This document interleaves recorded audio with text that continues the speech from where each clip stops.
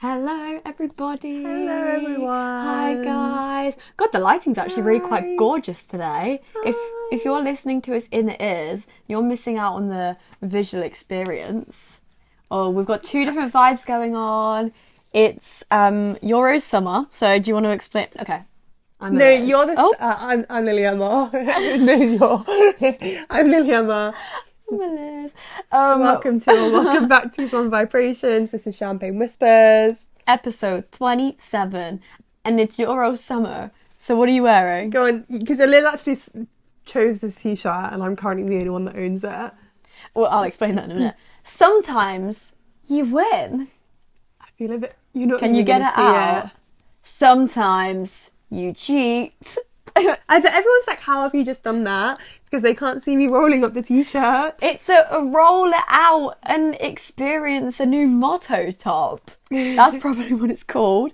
Yeah, I found it on Bershka. Mind you, it's now saying on the tag viral top. It's not. No one else is wearing that, I don't think. I'm gonna wear it to the pub later. And then we go to Bershka. We pick up two. I've got an extra small. If you know me, I'm not an extra small, so there was no way that... This extra small, and I don't mean this in like any hate anyone who wears it, but this extra small as well, it wasn't like a oh, I could squeeze into an extra small. It was like this could go on a teddy bear extra small. For context... Like, it was like, it didn't even fit the width of my body. For context, you are an extra small in Primark. The extra small in Primark and extra small in Bershka are not the same. No, like this is a small and it's like... fitted to me. And that was like part of my skin when I put that on. So I'm going to have to find out. I need to go to the shop quick time after this video and try and get my size in that. Because otherwise it's going to be a problem for the pub. Yeah, are you going to try and do that before? I'm going to try. Okay. Yeah. I'm currently repping Born to Die era Lana Del Rey realness. If I took my hair if I brought it all down, I'm not going to because the mic's in the way. I'm in a white shirt. Blue jean shorts. Blue jeans. White shirt. And watches all over. Because I'm trying to reclaim this as not looking like my work uniform when it really does. So that's that. Yeah, so there's your audio description of our outfits today. And my two little points before we go on to the episode is by the time you watch this, we'll have been in sunny Spain for 10 days and travelling back. So this is like crazy pre-recorded. If you guys are long-time listeners, you'll be so proud at how far in advance this has been recorded. That's really good. We go to Spain in a couple of days and we're having a do not disturb holiday. We are going to try and schedule as many things as we can for the podcast. We're not working on that. Out of office inbox responses. If you even try and disturb me when I have my cap and my bandana and my jorts and my bandeau top and my Vegas silk shirt over. And my Sally Rooney books. And my big Swiss. Like, you're getting blocked. 100%. I'm not talking to you unless you're telling me food recommendations like my brother's been doing. Yeah. But that's all. And we might have won the Euros. Okay. No, we won't have won the Euros. We might have... If this is uploaded on a Sunday, right? Oh, true. We might have won the Euros. On the 14th. Or we might have been relegated. So good luck. Good luck to the boys. So anyway, shall we go on to this week's dilemma? Yes. Go ahead. So the question is it inevitable to drift from your friends when you get a new partner? It's very loaded. Yeah. Very, very loaded. There's a lot of different sides to it. It's giving loaded fries. Yeah, absolutely. It's giving loaded fries. Like, there are multiple toppings. And today we're going to taste test each topping. We'll start with, yes, it's inevitable. Because in some ways, yes, it is. Matter of fact, as much as you want to mask it, hide it, a beat around the bush, to some extent, yes. Yeah, I don't think anyone ever wants to admit, yes, when I meet a partner, I put all my time and energy into that. No one, partially because it's cringe. It's not nice for anyone, really, to outwardly be like, I've known this person a month, and they are who I want to spend my time with all the time. No one wants to say that. And it's quite, vulnerable. Especially if you're quite I have my friends, I have my girls, and I'm me, that's all I need. And then this person comes into your life and you're essentially I'm going to surrender everything I know up until this point to now do what you want to do and what I want to do with you, as opposed to all the other people I already had in my life and the things that I'm quite capable of doing on my own. Yeah. Like, it's a switch up. Yeah, I also think it's hard to say it in a way that doesn't make you seem like anti-feminist and like anti-girls girl. And I think that's kind of something that like we're hoping to dispel a bit. I do think I can see where that comes from. Mm-hmm. But it's called the honeymoon phase for a reason. Get the... Yeah, my honeymoon out, if you can read that. Yeah. Honeymoon tattoo. Oh, my honeymoon. I'm bringing my partner in. Like, here's my photo album. But yeah, it's called the honeymoon phase for a reason. I think, I'm not sure I know anyone unless you kind of had an unusual start to the relationship that hasn't gone through the honeymoon phase when you first start dating someone. I think it's nice. I don't think it deserves like the like patronised stick that it gets.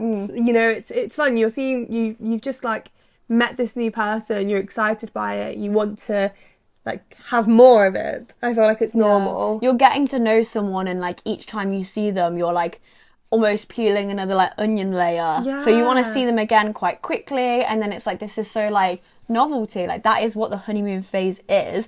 And I think like going back directly to this is like, when you say like drift, that's only slightly like removing some of the intensity from the friendship. This isn't to say like you in the space of a month, probably not, it could happen, but in general you're probably not becoming strangers within that time. It's just, you know, you're seeing one over the other a bit more. It's not or is it not like an all to nothing 100 to 0 situation? I think you can drift from a friendship to a point where there is no friendship. But I think, the term drift to me insinuates that it's kind of like a gradual thing. Is that what you're like? I think you could, this situation, you can drift so far that the friendship is kind of no longer in sight, and you kind of, one day you wake up, and I feel like everyone's had this at some point, is one day you wake up and you think, oh my God, I'm not their friend. Like, they don't know anything about me. Like, but that's not the inevitable bit. No, I think the inevitable is that the relationship will change the same way that it would happen with anything. You know, if it was a work friend, and then they got a new job, you're gonna drift. That's not necessarily a negative thing, but it's just a changing relationship, because that all relationships are subject to change, better for worse, neutral. I said a similar thing of like, even if like taking away the part that this is like a partner, which it is, but if you made a brand new really close friend, you are now, if it was me, you and someone else before, you're pretty much splitting your social time 2 ways. You bring a new close friend into the mix, you're now splitting your time 3 ways. Okay, change that to a romantic partner, it's the same thing. Like, you've made a new friend, or I've made a new colleague that I'm now going to tea with instead. That's the same thing. Like, just because it's now a romantic partner doesn't mean we need to be looking down on it. However, if you made a new friend, I'd be like, oh my God, like, that's so cool that you just made a friend in your 20s. If you were like, okay, I have a boyfriend now, I'm not gonna be like, oh, so what, you want to spend time with him over me? And like, I also think, I feel like it's slightly off topic, but I also think there's this like stigma of you can't be friends with single girls when you're in a relationship, which I hate that. I think there is some truth in it, you know. If you were on a hen do and you were all single except for like, well, I guess the bride and one other friend, and then the one friend was kind of being like, like, I don't know, I think I'm just gonna go home to John. Like, this isn't really my kind of vibe. Like, I don't really like going out without him. That's when I can see that there's a difference between a friend in a relationship and a friend who's single, and that's kind of the exception. But I think for the most part, for like a conscious being who's like aware of the people around them, I think there's no reason that the relationship alone is why you can't be friends with a single person. I said a similar thing, and also someone on TikTok said this, is, yes, it is kind of inevitable based on like the context of your friendship, in terms of, and I've added this scenario to it, if you guys were friends when you were like 19 and you basically met and your purpose every Friday night was like going out to the club and pulling or going to the bookshop and pulling, however you do what you do best, you know what I mean? And now you're in this relationship and your friend still wants to go out and do those things, but you obviously don't because you won't be doing that main part of it. That's the core of why you were going out and doing these things. Then it is inevitable you're not going to be spending that time together, and that's when you saw each other only, then yeah, that's going to happen, and it's not necessarily like a bad thing or anyone's fault. I also think the varying levels of inevitability come from how much time you were spending with the person beforehand. Me and Liz were saying when we were planning, like, we do everything together to the point where like sometimes we accidentally go on like things that look like dates. Like the amount of times when we sat at dinner and be like, are we on a date right now? Yeah. Damn. But obviously, like you were saying with the proportions, if I spent every waking moment with you and then I get a boyfriend, obviously I can't spend every waking moment with you. So that might feel more like you're drifting than if you saw a friend once a week. That's not really going to change because you can still make the time out to see them one evening a week. But if I was spending like every minute I'm not at work, I'm with you, and now half of that time you're not even there, that's going to feel like a bigger change. But I think it is inevitable when... I think so. And I know you guys are gagging to know what's going to happen. Like, we're both single right now, but like, if one of us gets into a relationship, and I said off air, and I'd say it on air as well, because this is a situation where it could be seen as like drifting, whatever. But if you then got into a relationship and went off a load of days a week, unless you were doing anything like unhealthy, rude, or if there was other things in the relationship, the factors were it was giving unhealthy relationship. But if it genuinely was like you were in your honeymoon phase of your life with them, like, I'd be fine with it. Like, it's your happiness at the end of the day. And I said this is a really long-winded way to say this, so I hope you follow along well and somewhat agree. We were uni friends, and you could also be school friends or whatever. And at that time, especially school, children, your external factors of your life are quite limited. You have school and you have friends, your social life, like you mean to do like ballet or whatever. And then as you grow up, your external factors of your life, things come from different places now. So either like hobbies, I almost said Hollywood then. Okay. Hollywood. Hobbies, travelling. And actually a significant other kind of does fall into this category of, an external factor now. Some people choose the life of going and travelling, and then you would drift with your friends because you're not seeing them, because you're going off doing their thing. You could be trying to go pro at a sport or something, it's taking up your time. If you've chosen your partner, that's one of the key factors you want of your life to be really important. Yeah. Then of course, to a certain extent, you're then not going to be around the friends as much. Yeah, and I just think it hurts more when it's a relationship because it feels like you're being replaced as a friend with this partner. I think that's where the it's kind of a pride thing, isn't it? Where it's like, oh, you don't want to spend time with me anymore. You just want to spend it with Jim. But like, God damn it, we Pam. used to do it with us, Pam. But yeah, I think it just hurts the ego more when your friend is spending time with someone else and doing things that you used to do. But I agree, you kind of need to take it as this other perspective of it's no different than if it was not a person, because also it is a different type of relationship. And this kind of links into what I was thinking, is that I wrote, a lot of people, not necessarily myself, think that their partner is literally their one life partner, and once you meet their soulmate, like, that's all you need. Yeah. And like, personally, I don't think that, because I'm like strong believer in different types of soulmates and whatnot. But I do think some people genuinely just have that in their head, that once they meet that person, that's who they're going to marry, that's who they're going to have kids with, live with. That's their life purpose now, is to be with someone.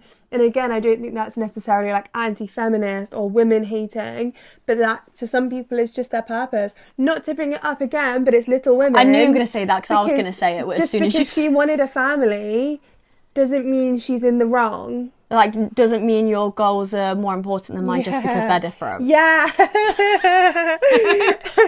But yeah, I just think that as hard as it might be, as someone, and it's something that I've kind of come to terms with in like my 20s is that like it's really hard when you're like us and we're so like friend orientated, and that like I find so much of my joy comes from my friends, but some people genuinely do just live life for a partner, and as long as they're happy in that, then you kind of have to respect it, and that might affect your friendship because it means that you're different people. But I don't think like, this is why I think it's inevitable, because if that's your personality type, and that's okay. Do you know what I mean? Like, I know that me as a person being like very workaholic-y, I'm aware that drifts me from friends. I'm fully aware of that. I'm bad at responding to texts. I barely ever see a lot of my friends. It's no different to if my priorities weren't work, study, blonde vibrations. My priorities were boyfriend, it's still valid. Also, you don't know till it happens to you. You say all that. If you met someone tomorrow, you could fall head over heels. Yeah, maybe. And then you will switch up your... restructure my life. Yeah, because right now, school might take number one. I don't know where it falls. That's up to you. You don't need to tell me. School might be number one. If you meet some guy tomorrow, gym is the one for you. Like, you're going to Kim. You're going to marry Jim. Or, you know, Jacob, Connor, whoever it may be. You're going to marry this person. You might think like, well, actually, school, it obviously still matters, but priority-wise, I'm getting to know Jim, and like that's really what I want out of life. I said something similar as well. We were listening to music as we wrote this, because I put Biba Doobie. That's just the way things go. And it's true. I bet when that came on shuffle, you were like... I was like, yeah, you know what? It's just the way things go. But like, you have chosen them as a provider of something that your friends probably won't give you. If you're this way inclined and you want these, you know, marriage, babies, as you were saying, companionship in a different way to what friends give you. Beyond, you know, the physical things that are quite obvious, we don't need to delve into, but it is a different kind of relationship. Otherwise, no one would get into relationships. If they were the exact same, why would you? Like, they are so different. And your lives... I don't know how to explain this properly, but it feels inevitable, because when it's friendship, you have your two separate like streams of life that just kind of intertwine. But there is something different that you see when people get married, their lives merge. Like, it's not the two things anymore. And although you should keep your own separate entity within that, there is some sort of merging, because you become like the we. And, you know, you might even take their last name, or they might take yours, or double barrel. I think it's nice to think about like the parallel lines as more like, I don't know, like almost like streams that can like be more or less but can still be more. You know, you always see the diagrams of like me and that, like we do it, like, and then have it just cross over for a bit. But I think it's more nice to think about it as like almost like a thicker line, and like sometimes you overlap, and sometimes you overlap more than others. And I think I think as with anything, it's not always going to stay the same, and I think it's a hard pill to swallow. And Liz knows that I'm not very good at kind of like accepting that levels of friendship changes, but I do think it does happen, and there's not a lot you can do about it. I think there are steps that you can take to make it less hurtful, and we'll go through those. But I do think, whether it's a relationship or whether it's a job, or, you know, even like your friend got a new job in a different city. Like, you could say that we drifted from Caitlin when she moved to Manchester because we physically drifted, but like, you make things work and your relationship doesn't get worse. It just, the mode of it changes. Like, I think we're probably actually closer with Caitlin now. Yeah, like, it could be, well, for instance, 10 years ago, I'd see Caitlin every day at school. We have a different kind of relationship now. She's had relationships, I've had things in, like, you have different things in between. And like, I won't use Caitlin as the ongoing example, but if you were close friends with someone, they got into a relationship, you didn't see them for a while, like, you accept it. And like I said before, if it then comes around to your time that you're in a relationship, you would like other people to keep the same like respect levels, so long as the relationship within itself is healthy. If it's not, then that's different, and then I feel like you would take different steps. But I also think, as a final point, that, again, I don't know how good I'm going to be at explaining this, but I feel like the last one was quite good. I thought I was going to go really bad with it. Saying drifting and, you know, to a point where you don't speak and things like that, it's very subjective in itself, because you might think our relationship between, you know, you just got in this long-term relationship, you might think we're as close as ever. We might not be. You might also be thinking, God, I'm not spending nearly enough time with her as I should. Meanwhile, I don't care. Yeah, that's so weird. I was thinking a similar thing, but I forgot what I was thinking. But yeah, I agree. I think the idea of drifting is like spending less time. That's where my mind instantly goes. Like, I'm thinking like, oh, well, if I got in a relationship tomorrow, I wouldn't be able to have dinner with Liz every night, because sometimes I might be somewhere else. But you might be spending less time with them, but the time you spend with them is more quality, which I think is what then happened when Caitlin moved to Manchester, is that when you spend time with each other, you're doing more things and you're kind of, it's more concentrated. And that's what would happen with a partner, is that the time you do spend just becomes more meaningful than the time you spend just sat watching TV together. Well, yeah, because we have spoken about like what will happen if one of us gets into a relationship, like quite a few times, because like, you know, dating girls and whatnot. But I said that if you were away for half the week now, it doesn't really matter, again, if you're not doing anything purposeful, because half the nights, purposeful, like purposeful to get away from me. Okay, yeah. Like, you're like, I don't want to ever spend time with her now. But then I guess in time it is harmful. We live together, so a lot of the evenings, if we're not doing anything, we are not doing anything. We watch Love Island and then we're like chatting and go to sleep. Do you know what I mean? If you were then away for 4 nights and we had 3 nights together, maybe we'll go out for dinner one of those nights, like, and we'll go to a show. Like, we will then be doing more things that, we're spending less physical time with each other, but the relationship's not changed or drifted. It's changed in some ways, but it's not for the worse. We're just like making the most of the time together, because then you go to gym. I don't care what you do with gym. That's fine, because it's actually not impacting what we do at all. I think it's me kind of working, see how you see drifting. Yeah, like when I first saw the dilemma, I kind of thought of it as like drifting. I've not seen so and so in ages, do you know what I mean? But I actually don't think that necessarily means your friendship's drifting.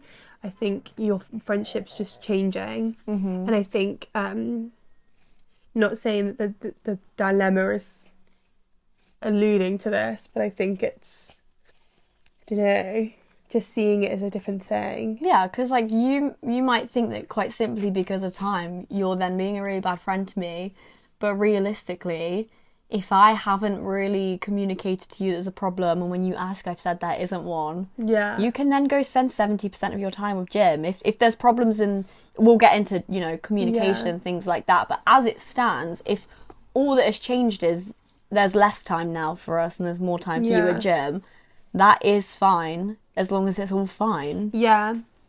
So now we go on to... Yeah, I had my little segue planned.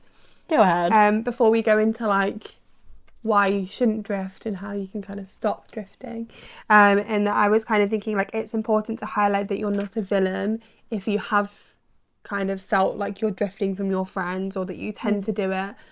Because like we said, it's kind of one of those things that can happen without realising, and it's also a very normal thing to want to spend loads of time. However, I don't think your friends should necessarily slate you for it. I think they're in their right to kind of say, hey, I'm upset that we're not spending as much time together, or hey, like this happened and you weren't there to answer the phone.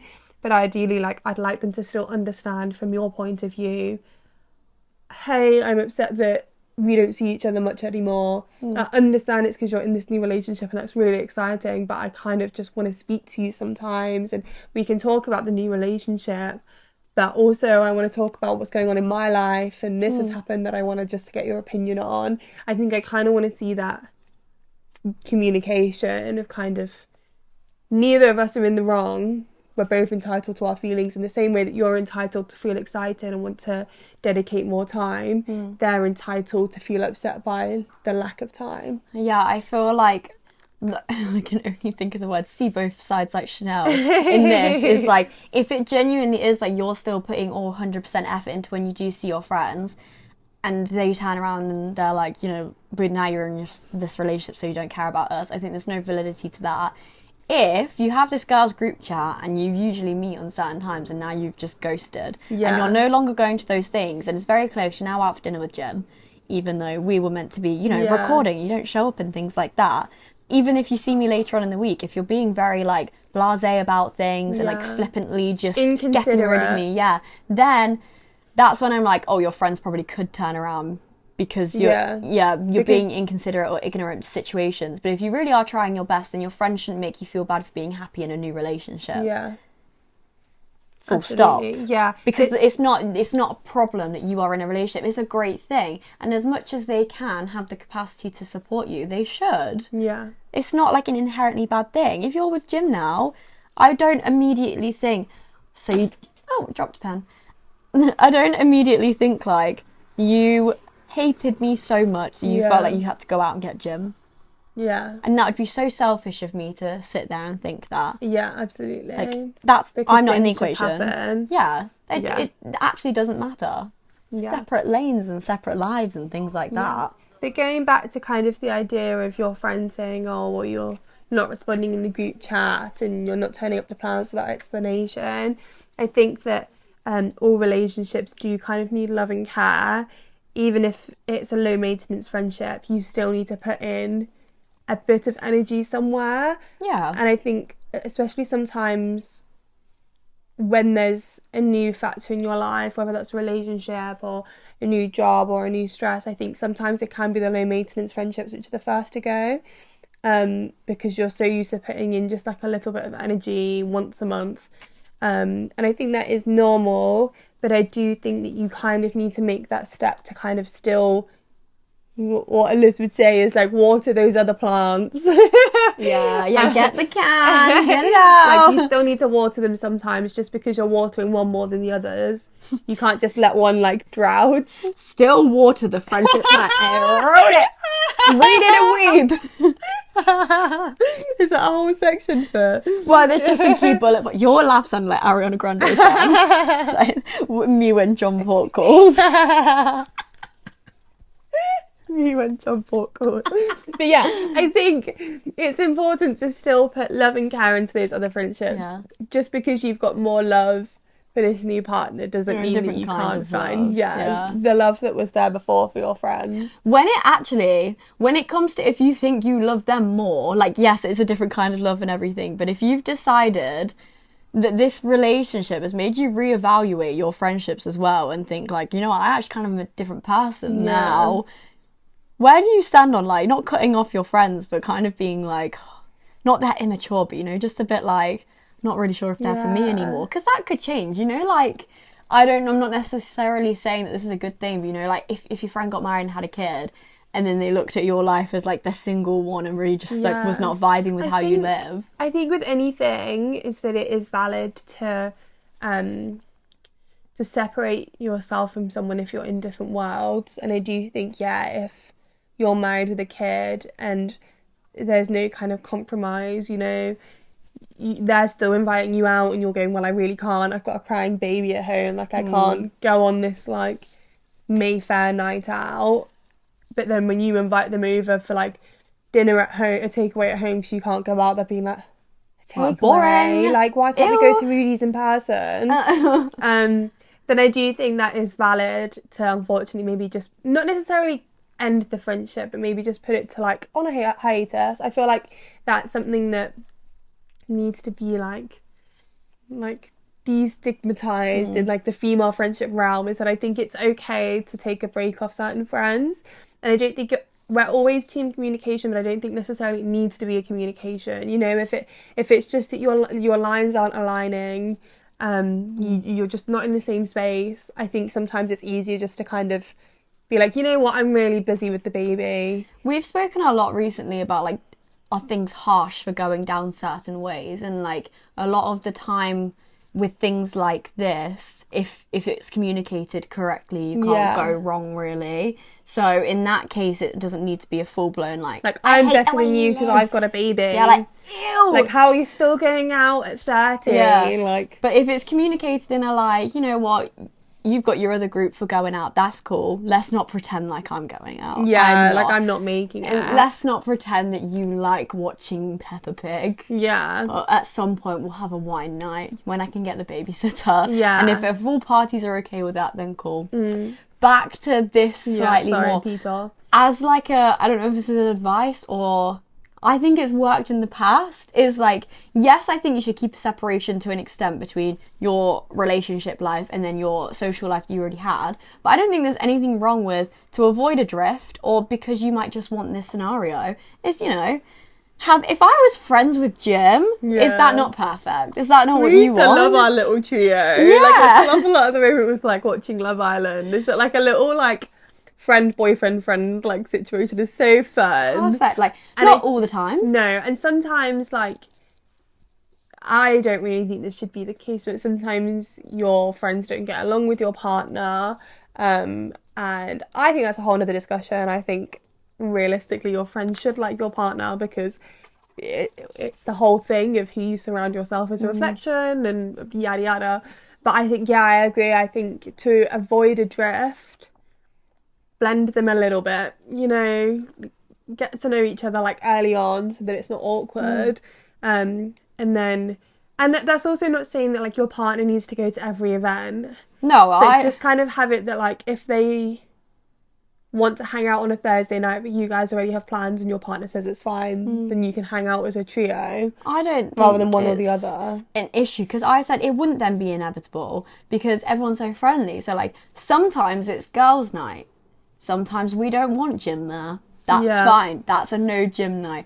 But sometimes, you know what? Me and Jim, last time, because we had a Christmas party all together, we rocked a duet and karaoke. And we're about to go do karaoke again. So you're like, do you mind if Jim comes? Yeah. And I'm like, I've been waiting for this duet, actually. Yeah, I'm going to out-sing him. Yeah. I want a roles reverse this time. I want him to do the high note. Like, that's like a perfect situation. It's not to say Jim's coming to everything. And it's not saying you're going to everything. Yeah, like because... date night, Eliza sat there on the little purse seat, like, hey, y'all. So, Jim, I heard you like the fries last time. Maybe we'll try the salad this time. Like, it's getting the right balance. Because also, you don't want the situation where you are bringing them to everything and it actually is kind of fine, but they're turning into a friend now. Yeah. Like, that, again, whole other thing.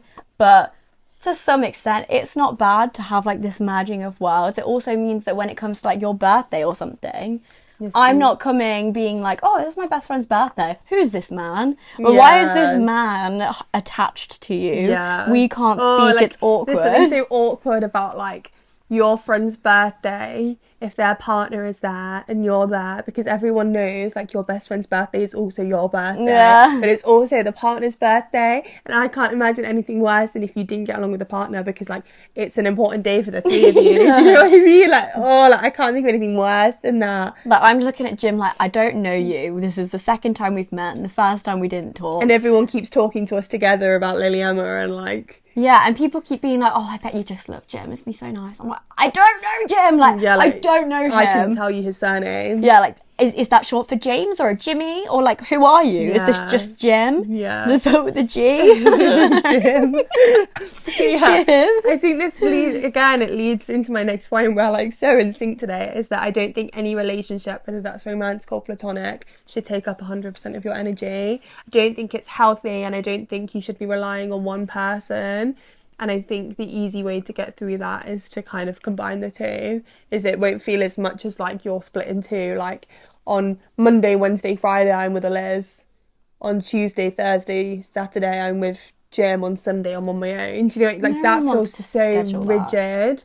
But I think if you can blend the two, you can get a nice little mix and you're not relying 100% on anyone. And it should happen naturally as well. Like, it shouldn't be, oh, you know what, we're going to the cinema this week, this is the one thing I'm going to invite Liz to. But if it's like, you know what, she wants to go see that film and so does Jim, so we'll just have to do it all together.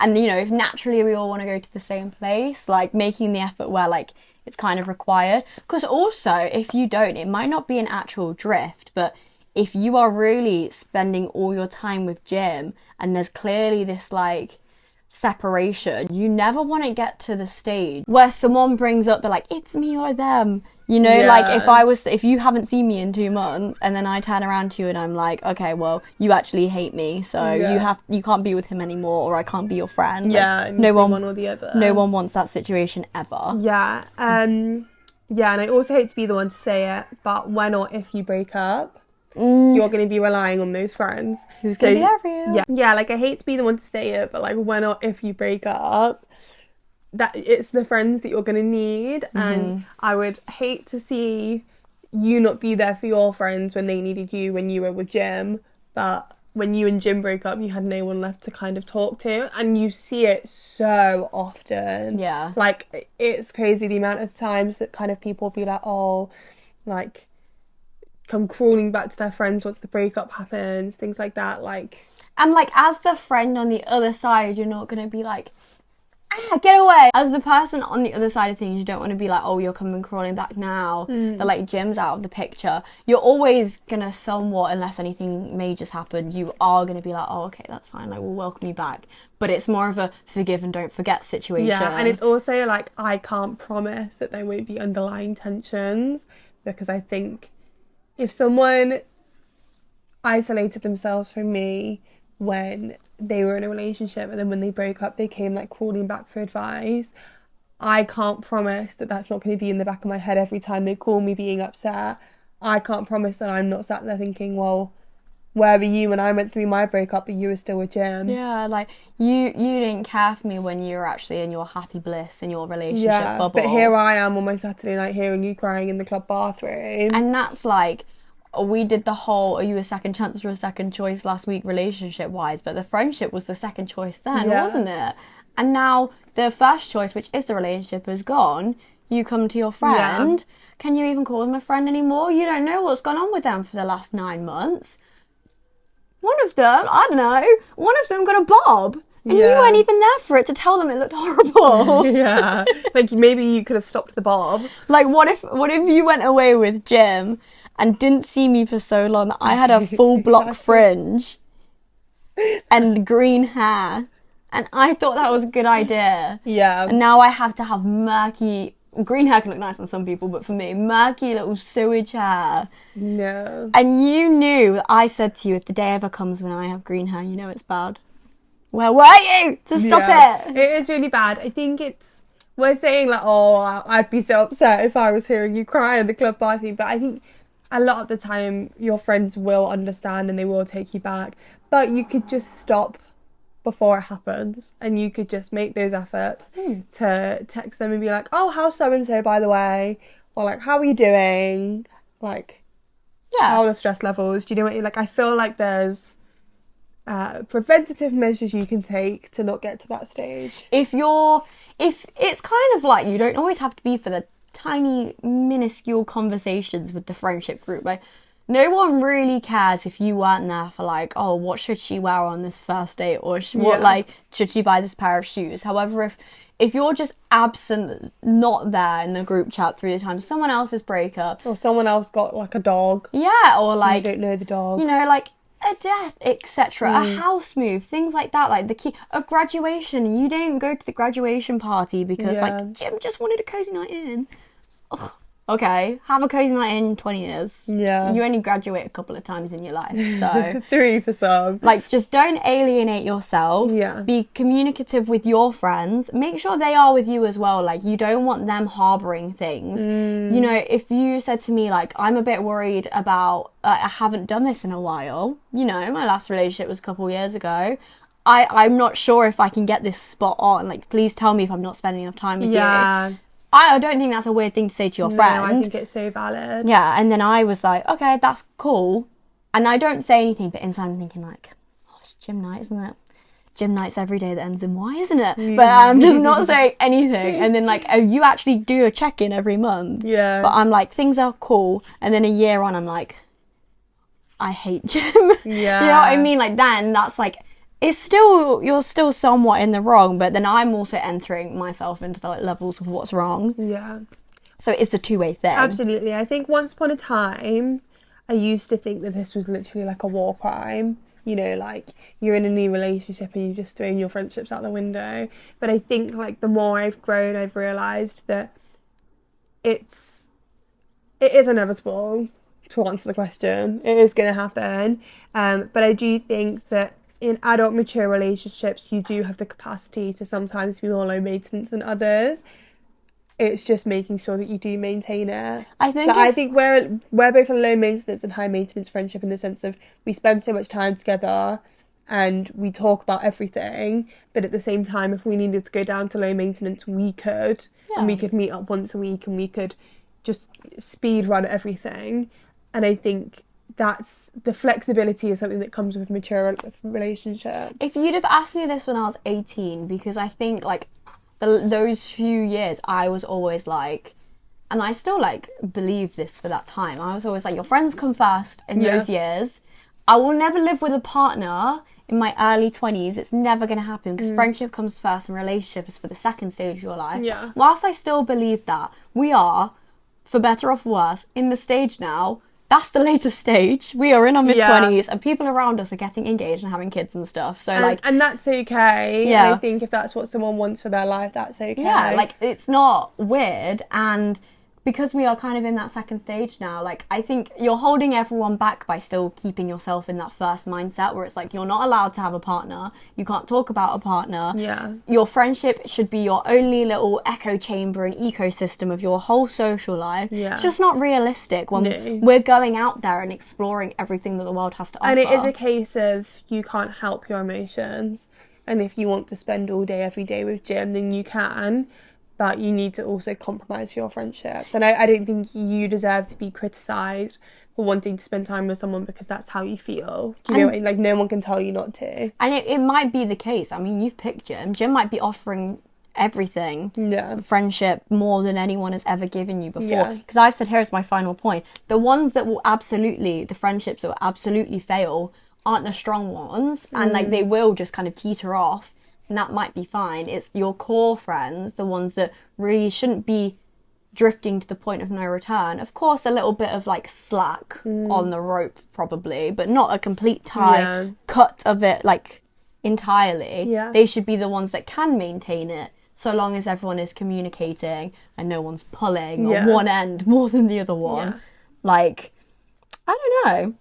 I think that was a good ending. Thank you. It felt like a very intense ending. If you didn't say ending. I don't know, that would have been very like I don't know. I don't know, that's just me though. Like I'm just a girl at the end of the day. Like, I'm not sure. Ask me when I'm in a relationship. Yeah, maybe we'll revisit this. But let us know what you guys think. Do you think it is inevitable? How would you avoid drifting? Do you think drifting's a bad thing? I have so many questions that I want to hear answered. If you've drifted but then you flowed back to your friends after, like, was it all good? Was there any like kind of things you needed to iron out, or was it all fine? You found your gym or what? Yeah, you found your gym. Found your gym or what? But yeah, thanks for watching or listening. If you want more Blonde Vibrations content, we have our website, blondevibrations.co.uk, where you can find some blog updates, reviews. There's been a lot going on in the last week or two. Yeah. We're also on Instagram, blonde_vibrations. We probably would have just had a couple weeks off stories, but there should have been scheduled content. But we'll be back and active after our holiday. And then we have our TikTok, which I'll hand over to you. It's Blonde Vibrations, and we reached 1,000 followers over there. Yes. So thank you very much, whoever you are. And I think we're hoping to get some holiday stuff out on there. So if you do miss us, or you have missed us in the past couple of weeks, that's where we'll be. I aim to treat that TikTok like it's a little mini Love Island, even though there's 3 of us, potentially 4 of us going. Like, that's what it's going to be. It's a holiday content. It's out of office. Yeah, but next time you see us, I'm going to be tanned. Elizabeth's going to have freckles. I'll be blonder, for sure. Like, at the very least, like, Caitlin was like, why don't you spray some sun in? Not with your hair, you're lemon not. Juice. Not with my alopecia. I look like a brunette today. Like when it's pushed back. This is our final form. Don't I look like a brunette? Oh my god, isn't that so weird? I love it. Becky's gonna message and be like, what? It's so nice. I'm trying to hide the blonde, but I can't really. Her eyes are gonna pop one day, guys. One day. They pop anyway, but they're gonna be like P-O-P pop. Thanks. Anyway, have a great day, Have a week, great month, day, life. week, 2 weeks, Fortnight. We'll see you very soon. Love ya. Goodbye. Bye.